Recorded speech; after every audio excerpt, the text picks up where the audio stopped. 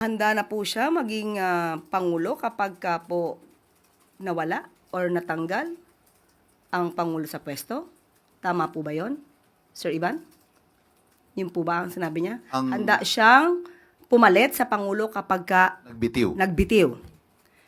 Ang tanong din natin sa taong bayan, handa na po ba kayo sa mas marami pang Mary Grace Piatos?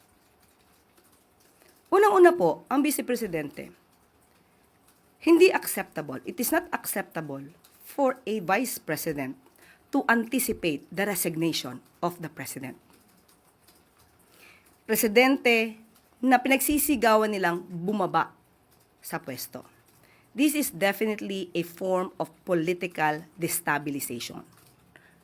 Pinapahina niya ang public confidence ng tao sa administrasyon. And those words contribute to the climate of uncertainty and crisis.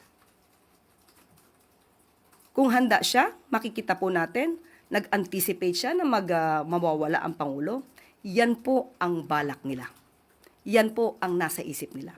At yan po ang ginagawa nila ngayon.